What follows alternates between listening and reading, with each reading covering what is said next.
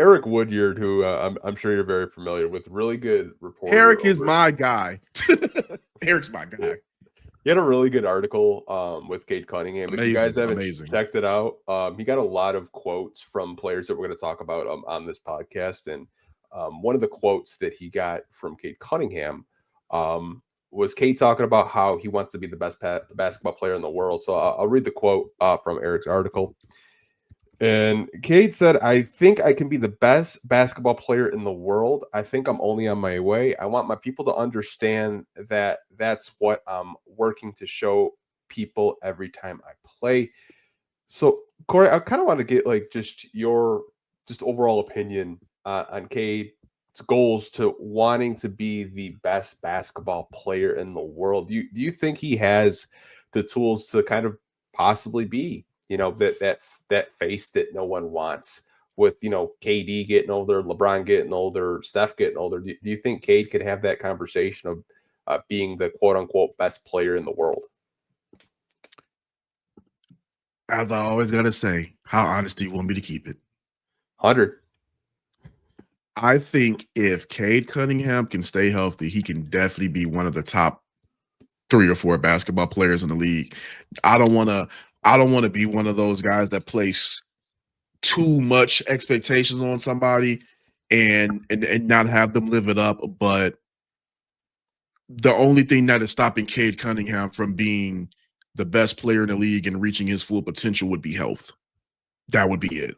Hopefully, he's played more games this year than he's played in his career. So hopefully, he can kind of hopefully some of these things can kind of rework in the offseason, maybe definitely get in the firm 70s and whatnot. But you look at his game and it's almost like everything comes so easy for him.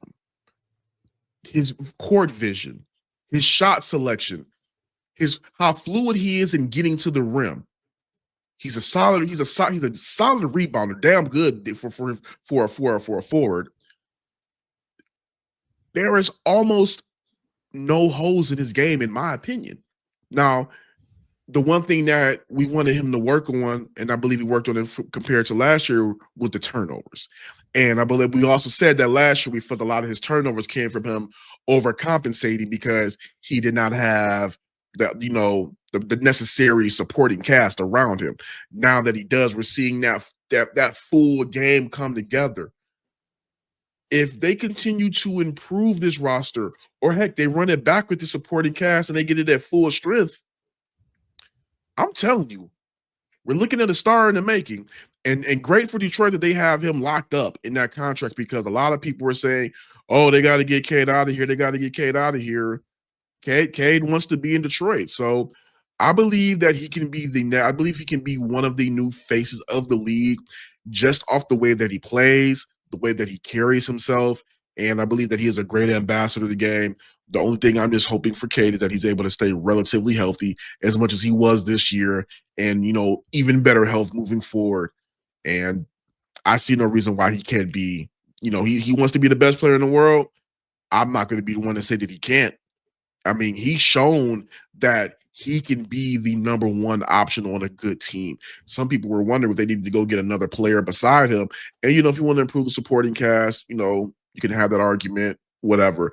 But can Cade be a number one? Yes, he can. And he can be a top player.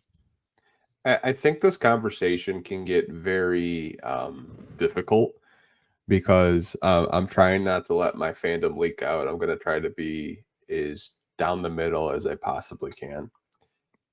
I don't think he's done developing yet, and that's kind of scary to think about. He's not even 20. He's not even 26 years old.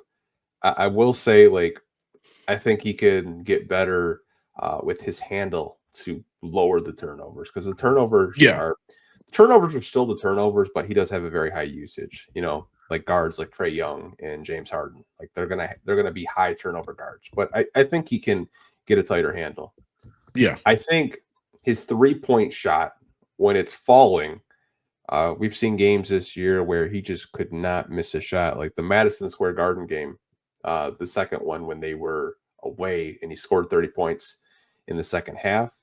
I think that's Cade Cunningham when he's 100% locked in. Like, you see flashes of what he could possibly be, scoring at all three levels, manipulating his defender, scoring down low in the post. And like, you don't really see a lot of guards like him that like the post up with the little hook shots and the fades and just the, in and out in the between game. I do think once he's fully developed in his game, like around 26, 27 years old, I think he's going to be in the conversations, with SGA, with Luka Doncic. Absolutely. And others, because I think he has a game that is very marketable for the NBA. There's no off the court drama. He's always been very, I think, respectful with the media and just the way he treats the game. I wouldn't be surprised if he's in those conversations of, who's the next face, who's the, next bright star to kind of carry LeBron James's, torch when LeBron does eventually retire. I think he's at least in the conversation.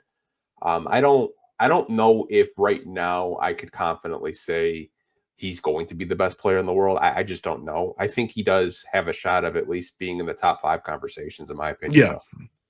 Yeah, I don't want to put him too much in there because, I mean, you still got guys like, I don't know if they would have never making the face of the league, but, I mean, you got guys like Jokic out there still. I mean, SGA, could he be a face of the league? Is Jason Tatum going to go ahead and I mean, and then I know it's kind of almost a little bit blasphemous to say this, but is Jason Tatum going to take that extra step to being the absolute face? I mean, we know he's one of the best players in the league, but is he going to take that leap to being the face? So, I mean, there's a couple of guys that Cade would have to leap over, but I mean, hey, this is what the NBA playoffs are for. We're gonna if this could very well be his coming out party, and he gets to pretty much dictate how that goes. Yeah, I mean, if he has we'll probably get into playoff stuff in a little bit. Like, if he goes in and wins the Pistons their first playoff game, and let's say he wins the Pistons. Oh, and Ant-Man, sorry, I can't forget Ant-Man. Sorry. Yeah, Anthony Edwards is. I think he's a good player, but I think the off the court stuff, to me, if you follow it, I don't know if the NBA would want to really promote someone like that. And like, hey, who am I to judge what he does off the court? But I mean, absolutely. if you're talking about the NBA as a product, I think they would have kind of a difficult time trying to push that out with all the baggage that he does have.